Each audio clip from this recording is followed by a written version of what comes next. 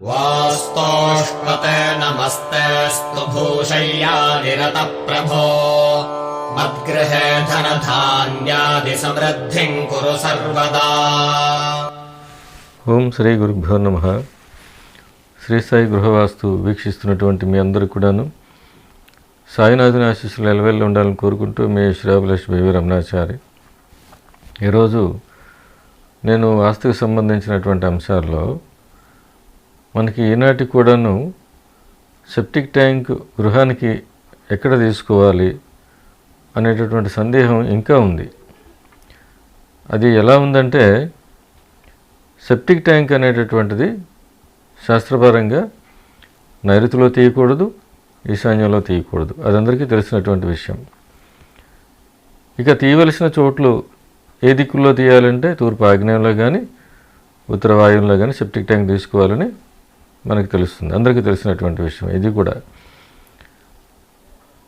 ఇందులో ఎక్కడ ఇబ్బందికరమైన పరిస్థితి ఏంటంటే, తూర్పు ఉత్తరముఖ గృహాలకి, ఉదాహరణకి ఉత్తరముఖ గృహం తీసుకున్నట్టయితే ఉత్తరముఖ గృహానికి ఉత్తర వాయువు నుంచి స్టేర్ కేస్ ఇవ్వడం జరుగుతుంది, మెట్లు. మరి ఉత్తరముఖ గృహానికి ఉత్తర వాయువులో సెప్టిక్ ట్యాంక్ తీసుకోవాలి. ఒకవేళ ఆ ఉత్తరముఖ గృహానికి అది చాలా విశాలమైనటువంటి స్థలమైనట్టయితే తూర్పున కార్ పార్కింగ్ కోసం ఒక 10 అడుగులు కానీ ఒక 8 అడుగులు కానీ పైబడి విడిచిపెట్టినట్టయితే అప్పుడు తూర్పు ఆగ్నేయంలో సెప్టిక్ ట్యాంక్ తీసుకుంటే ఇక్కడ ఉత్తర వాయువులో స్టెయిర్ కేస్ కింద సెప్టిక్ ట్యాంక్ రాదు, తీయవలసిన అవసరం ఉండదు. మరి అలా ఎంతమందికి ఇంత విశాలమైనటువంటి స్థలం ఉంటుంది? అలాగే తూర్పుముఖ గృహానికి తూర్పు ఆగ్నేయంలో స్టెయిర్ కేస్ వస్తుంది. తక్కువ స్థలం ఉన్నటువంటి వాళ్ళైతే మరి ఆ తూర్పు ఆగ్నేయంలోనే సెప్టిక్ ట్యాంక్ తీసుకోవాలి. మళ్ళీ వెడల్పు ఎక్కువ ఉన్నట్టయితే అప్పుడు వారు ఉత్తరానికి వారు కార్ పార్కింగ్ కోసం కానీ పార్కింగ్ కోసం కానీ ఒక 8 అడుగులు కానీ ఒక 6 అడుగులు ఉత్తరానికి విడిచిపెట్టుకున్నట్టయితే అందులో ఉత్తర వాయువులో సెప్టిక్ ట్యాంక్ తీసుకోవడానికి తూర్పు ముఖానికి వీలవుతుంది. అలా అంత వెడల్పు లేనటువంటి స్థలానికి ఖచ్చితంగా తూర్పు ఆగ్నేయంలో తీసుకోవాల్సి ఉంటుంది. ఇలా విశాలమైనటువంటి స్థలాన్ని దృష్టిలో పెట్టుకొని తూర్పు ఆగ్నేయంలో కానీ ఉత్తర వాయువులో కానీ స్టెయిర్ కేస్ కిందని సెప్టిక్ ట్యాంక్ ఉండకూడదని చెప్పడం జరుగుతుంది. ఇంత విశాలమైనటువంటి స్థలాలు ఎంతమందికి ఉన్నాయి? లేని వాళ్ళ పరిస్థితి ఏంటి? వాళ్ళు ఏం చేయాలి? స్టెయిర్ కేస్ కిందని సెప్టిక్ ట్యాంక్ ఉండకూడదు, ఉత్తర వాయువులో స్టెయిర్ కేస్ ఉండాలి. మరి విశాలమైనటువంటి స్థలం లేనటువంటి వారు ఒక 12 అడుగులు 15 అడుగులు వెడల్పు కలిగినటువంటి తూర్పు ఉత్తర ముఖ గృహాలు వాళ్ళు ఏం చేస్తారు? వాళ్ళు ఎలా కట్టుకుంటారు? వారికి స్టెయిర్ కేస్ కిందనే సెప్టిక్ ట్యాంక్ రాకూడదంటే ఎలా వీలవుతుంది? ఒకవేళ వీలైనట్టయితే ఎలా ఉండాలి? దానివల్ల ఎంతవరకు ఆ సెప్టిక్ ట్యాంక్ వలన నిజంగా దోషం ఉందా? వాస్తుశాస్త్రంలో శాస్త్రం ఏం చెప్తుందంటే, మనకి శాస్త్రానికి ఆద్యులైనటువంటి మనకి మొట్టమొదటిసారిగా వాస్తుశాస్త్రాన్ని మనకి పరిచయం చేసినటువంటి గురువులకే గురువులైనటువంటి ముద్రగడ రామారావు గారు, కామశెట్టి వీరస్వామి నాయుడు గారు, తర్వాత సాధురామ్ గారు, వీరు చెప్పింది ఏంటంటే, సెప్టిక్ ట్యాంక్ గృహంలో ఎక్కడ తీసుకున్నా దోషమే. ఇక్కడ మనం ఉత్తర వాయువులో తీసుకున్నామా తూర్పు ఆగ్నేయంలో తీసుకున్నామా అనేది కాదు, ఎక్కడ తీసుకునే దోషం అని చెప్తున్నారు. అందువల్లనే 100% గృహం అనేది వాస్తు ప్రకారం సమకూరదు ఈ సెప్టిక్ ట్యాంక్ వలన. అది ఎక్కడ తీసుకున్నా దాని తాలూకు ఇబ్బందులు ఉండనే ఉంటాయి. నైరుతి ఈశాన్యంలో పూర్తిగా నిషిద్ధం. ఉత్తర వాయువులో తీసుకున్నట్టయితే దానికి సంబంధించినటువంటి దోషాలు ఉంటాయి. తూర్పు ఆగ్నేయంలో తీసినట్టయితే దానికి సంబంధించినటువంటి దోషాలు ఉంటాయని వాళ్ళు నిఖచ్చిగా చెప్పారు. అందులో శాస్త్రం తెలియపరిచారు. ఇక్కడ మెట్లు కింద ఉంటే ఏంటి, పైన ఉంటే ఏంటి, మెట్ల మీద నుంచి సెప్టిక్ ట్యాంక్ పైనుంచి మనం మెట్లు వేసుకుని నడిస్తే ఏంటి, నడకపోతే ఏంటి? నిజానికి స్టెయిర్ కేస్ కిందనే సెప్టిక్ ట్యాంక్ ఉండడం వల్ల ఇబ్బంది కలుగుతుందా? ఎలా ఇబ్బంది కలుగుతుంది? దానికి కారణాలు ఏమైనా ఉన్నాయా? నేను క్లియర్గా మీకు ఒక డ్రాయింగ్ వేసి చూపిస్తాను. అది ఎంతవరకు సమంజసం అనేది మీరు కూడా ఆలోచించవలసినటువంటి అవసరం ఉంది. విశాలమైనటువంటి స్థలం ఉన్నప్పుడు నేను ముందు చెప్పినట్టుగా ఎంతమందికి విశాలమైనటువంటి స్థలం ఉంటుంది? లేనటువంటి వారు ఏం చేస్తారు? వారికి దోషాలు తప్పవా? తప్పించుకునే వీలు లేదా? అందుకే నేను దానికి సంబంధించి ఈ స్టెయిర్ కేస్ కింద సెప్టిక్ ట్యాంక్ ఉండకూడదు ఉండకూడదు ఉండకూడదు అని చెప్పి చాలా ప్రచారంలోకి వచ్చింది. ఉండొచ్చు అని చెప్పడానికి కొన్ని కారణాలు నేను తెలియజేస్తున్నాను. అది మీకు డ్రాయింగ్ వేసి చూపిస్తాను. ఇప్పుడు నేను చూపించినటువంటి ఈ గృహం తూర్పుముఖ గృహం. ఇది ఒక 12 అడుగులు వెడల్పు అనుకుందాం, లేదంటే ఒక 18 అడుగుల లోపల వెడల్పు అనుకుందాం. 18 అడుగుల లోపల వెడల్పైనా 12 అడుగుల లోపల వెడల్పైనా సరే తూర్పు ఉన్నటువంటి ఖాళీ స్థలం ఇక్కడ స్టెయిర్ కేస్ కావాలంటే కనీసం 6 అడుగులు, అంటే ఒక స్టెయిర్ కేసు ఒక టర్న్ అన్నట్టు, ఒక ల్యాండ్ 3 అడుగుల వెడల్పు స్టెయిర్ కేసు వెడల్పు, ఒక మెట్టు 3 అడుగుల వెడల్పు, 6 ఇంచులు ఎత్తు, అలాగే ఫుట్ రెస్ట్ ఒక 9 ఇంచులు కానీ 10 ఇంచులు ఉన్నట్టయితే మనకి ఎలా వస్తుందంటే స్టెయిర్ కేస్ అనేది ఇలా వస్తుంది. ఇక్కడ నుంచి అంటే ఇంటి మధ్య భాగం నుంచి ఇలా స్టెయిర్ కేస్ అనేది వస్తుంది. ఇది ఎక్కడైనా ఇలాగే వస్తుంది. ఇంకా వీరికి ఏంటంటే స్థలం ఉండదు కాబట్టి ఉత్తరం వైపు కానీ చుట్టూ 4 వైపులు కూడాను గృహానికి కాంపౌండ్ పెట్టుకోవడానికి వీలు కానటువంటి గృహాలు ఇవి. ఇప్పుడు సెప్టిక్ ట్యాంక్ తీసుకోవాలంటే స్టెయిర్ కేస్ కిందనే సెప్టిక్ ట్యాంక్ ఉండకూడదు అంటారు. దీనికి 6 అడుగులు ఇక్కడ నుంచి ఇక్కడ వరకు ల్యాండ్ అనేటటువంటిది 6 అడుగులు ఉండాలి. 6 అడుగులు స్టెయిర్ కేస్ విడిచిపెట్టిన తర్వాత స్టెయిర్ కేస్ కిందని సెప్టిక్ ట్యాంక్ ఉండకూడదంటే సెప్టిక్ ట్యాంక్ కోసం ప్రత్యేకంగా మళ్ళీ ఇక్కడ తూర్పు ఆగ్నేయంలో ఉండాలంటే సెప్టిక్ ట్యాంక్ కోసం కనీసం ఒక 5 అడుగులైనా సరే ఉండాలి ఇక్కడ ఖాళీ స్థలం. మరి ఇక్కడ ఉండేటటువంటి స్థలం అంటే వాళ్ళకి స్థలం లేనప్పుడు ఇక్కడ ఎలా తూర్పుకి వాళ్ళు 8 అడుగులు విడిచిపెట్టారనుకోండి, అలా 8 అడుగులు విడిచిపెట్టినట్టయితే 6 అడుగులు స్టెయిర్ కేస్కి 6 అడుగులు అయిపోతుంది, పూర్తి అయిపోతుంది. ఇక మిగిలినటువంటిది 2 అడుగులే. మరి స్టెయిర్ కేస్ కిందని సెప్టిక్ ట్యాంక్ రాకూడదంటే ఎక్కడ తీస్తారు? ఈశాన్యంలో తీయకూడదు, నైరుతిలో తీయకూడదు, ఈ 2 దోషాలు. ఆగ్నేయంలో తీసినట్టయితే స్టెయిర్ కేస్ కింద ఉండకూడదు. మరి ఎలా వీలవుతుంది? మరి వీళ్ళకి స్థలం లేదనుకుందాం, ఇది మహా అయితే ఒక 40 అడుగులు పొడుగున్నట్టయితే ఎలా వీలవుతుంది? ఒక 50 అడుగులు పొడుగున్నా ఎలా వీలవుతుంది? వీలు కాని పక్షంలో ఏం చేస్తాం? ఇందులో వాస్తవం ఉందా? స్టెయిర్ కేస్ కింద సెప్టిక్ ట్యాంక్ వంటి దోషం ఏమైనా ఉందా అంటే దాని గురించి ఇప్పుడు మీకు వివరణ చేస్తాను. ఇలా ఉన్నట్టయితే అందరూ చెప్పినట్టుగా స్టెయిర్ కేస్ కింద ఉండకూడదు అనుకుంటే ఇక్కడ కనీసం ఈ తూర్పుకి 6 అడుగులు స్టెయిర్ కేస్, తర్వాత సెప్టిక్ ట్యాంక్ కోసం ఒక 5 అడుగులు, కనీసం 5 అడుగులు, 11 అడుగులు విడిచిపెట్టాలి. తూర్పుకు 11 అడుగులు విడిచిపెట్టాలి. అంత స్థలం ఉన్నప్పుడైతే వీలవుతుంది. సరే, అలాగే వీలైనట్టయితే 11 అడుగులు పెట్టి ఇక్కడ కానీ ఆగ్నేయంలో, తూర్పు ఆగ్నేయంలో సెప్టిక్ ట్యాంక్ తీసినట్టయితే పూర్తిగా తూర్పు కాంపౌండ్ వాళ్ళకి దరిచేసి ఎప్పుడూ కూడాను సెప్టిక్ ట్యాంక్ తీయకూడదు. తూర్పు ఆగ్నేయానికి కనీసం 1 అడుగు విడిచిపెట్టైనా సరే, 1-2 అడుగులు విడిచిపెట్టైనా సరే సెప్టిక్ ట్యాంక్ ఖచ్చితంగా ఉండాలి. తూర్పు ఆగ్నేయానికి దరిచేసి, కాంపౌండ్ వాళ్ళకి దరిచేసి ఎప్పుడు కూడాను సెప్టిక్ ట్యాంక్ ఉండకూడదు. అలాగని చెప్పి ఈ కార్నర్లో సెప్టిక్ ట్యాంక్ తీయకూడదు. ఆగ్నేయం మూల. ఇది ఇప్పుడు నేను చెప్పింది ఉత్తరముఖానికి కూడా వర్తిస్తుంది. ఇందులో ఏం చెప్తున్నానో అది కూడా ఉత్తరముఖానికి చెందుతుంది. ఎప్పుడు దోషం అవుతుంది? స్టెయిర్ కేస్ ఉంటూ స్టెయిర్ కేస్ కింద సెప్టిక్ ట్యాంక్ అనేది ఈ కార్నర్లో తీసినట్టయితే, పూర్తిగా ఆగ్నేయ కార్నర్లో తీసినట్టయితే దోషం అవుతుంది. అది సెప్టిక్ ట్యాంక్ ఉన్నా, స్టెయిర్ కేసు ఉన్నా లేకున్నా సరే పూర్తిగా ఆగ్నేయ కార్నర్లో సెప్టిక్ ట్యాంక్ తీసినట్టయితే దోషం అవుతుంది. అది తప్పు.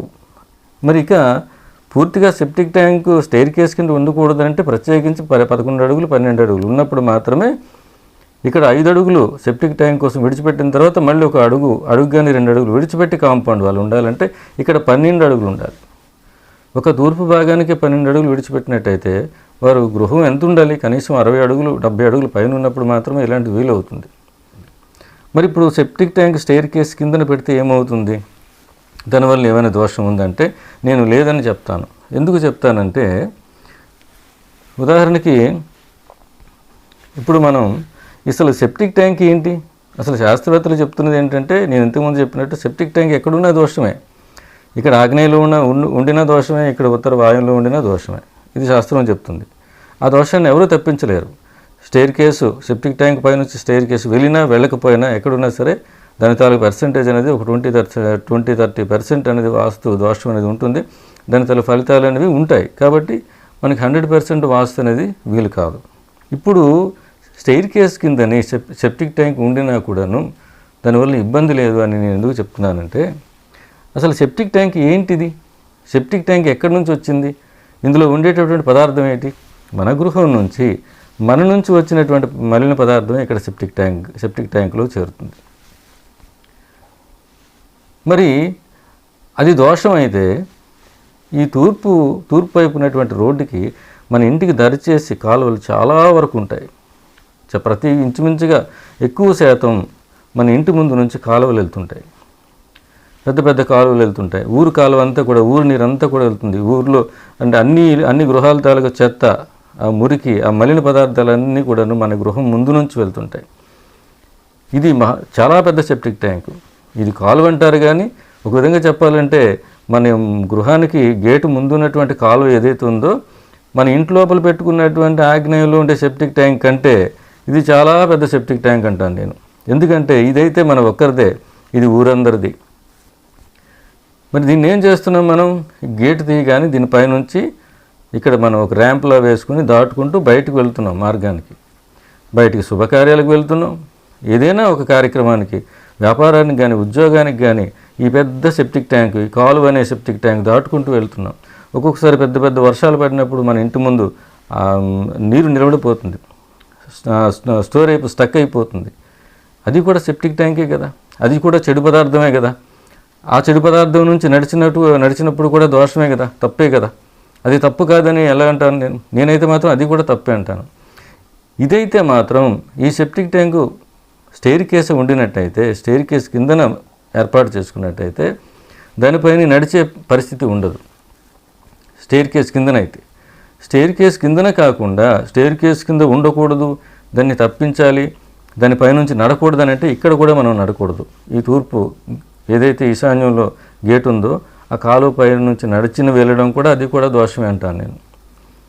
ఇందులో ఉండేది మలిన పదార్థమే, ఇందులో ఉన్నటువంటిది ఊరందరూ మలిన పదార్థమే ఇందు నుంచి వెళుతూ ఉంది నిత్యం.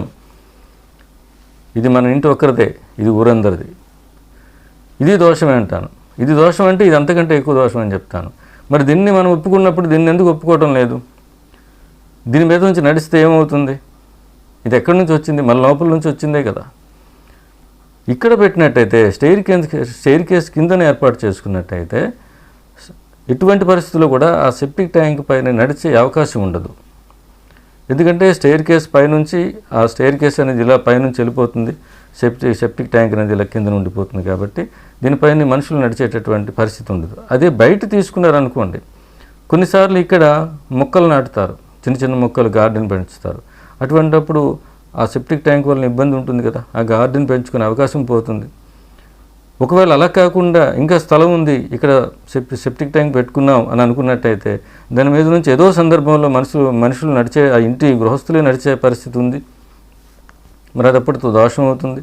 అయితే నడిచినంత మాత్రాన ఏమైనా అయిపోతుందా అని అంటే ఇక్కడ నడిచినప్పుడు కూడా అదే జరుగుతుంది. ఇలా స్టెయిర్ కేస్ కిందని నేను ఇచ్చినటువంటి కొన్ని వందల గృహాలు స్టెయిర్ కేస్ కిందనే సెప్టిక్ ట్యాంకు. ఎందుకంటే ఎంతమందికని ఎక్కువ అంటే ఒక 50x60, 40x60 ఇటువంటి విశాలమైనటువంటి స్థలాలు ఎంతమంది కొంటారు, ఎంతమందికి ఉంటాయి? లేనటువంటి వాళ్ళు ఏం చేస్తారు? సెప్టిక్ ట్యాంక్ కింద ఉండకూడదు అని అంటే వాళ్ళు ఎక్కడ తీసుకుంటారు సెప్టిక్ ట్యాంక్? దీనివల్ల ఎటువంటి దోషం లేదు. వాస్తు అంటే వాస్తవానికి దగ్గరగా ఉండాలి, రుజువుకి నిలబడగలగాలి. అందులో మంచి చెడులు ఎంతవరకు ఉన్నాయి, ఇది శాస్త్ర సమ్మతమైన, ఇది అంగీకరించదగిన విషయమేనా, ఇది వాస్తవానికి దగ్గరగా ఉందా, ఇందులో నమ్మశక్యత ఎంతవరకు ఉంది అని అందరూ ఆలోచించవలసినటువంటి విషయం ఉంది. ఇది దోషం అన్నప్పుడు మనం గృహం నుంచి బయటకు వచ్చేటప్పుడు ఊరు కాలువ పైనుంచి కూడా మనం బయటికి వెళ్ళడం కూడా దోషమే అని నేను అంటాను. ఇది కాదు అన్నప్పుడు ఇది కూడా కాదు. దీనివల్ల దోషం లేదు అని అనుకున్నప్పుడు దీనివల్ల కూడా దోషం లేదు. అందుకే పెద్దవాళ్ళు ఏం చెప్పారంటే ఇది ఎక్కడ తీసుకున్నా దోషమే. మీరు స్టెయిర్ కేస్ కింద పెట్టుకున్నా, స్టెయిర్ కేస్ పైన పెట్టుకున్నా, స్టెయిర్ కేస్ని దాటించేసి పెట్టుకున్నా సరే ఎక్కడ తీసుకున్న దోషమే. అన్నిటికంటే ఎక్కువ దోషం ఎక్కడ చూపిస్తుందంటే నేను ఇంతకుముందు చెప్పినట్టుగా పూర్తి ఆగ్నేయంలో దోషం, బలీయమైనటువంటి దోషం చూపిస్తుంది.